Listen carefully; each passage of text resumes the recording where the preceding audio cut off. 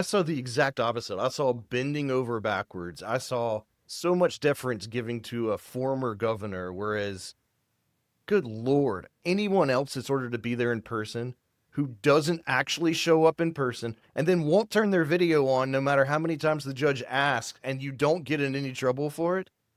I can't. It seems like the court has bent over backwards for months and not done anything, and finally dropped the hammer when she finally realized that number one, I'm being lied to. And yes, there were definite lies in there about what was in the disclosure and how much redaction had actually been done, both in pleadings and from one of the parties. But she finally dropped the hammer on somebody, and she was super professional and maintained a good demeanor the whole hearing. So, two things to that. First off, Mr. Bevin was not present in person, and it was on March the 24th. He filed notice, I'm not going to be there in person, and I completely disagree that it was treated normally. The reasons for him not being there is because he filed something saying that he would be in Oklahoma for the passing of his former father-in-law, the grandparents to his numerous children.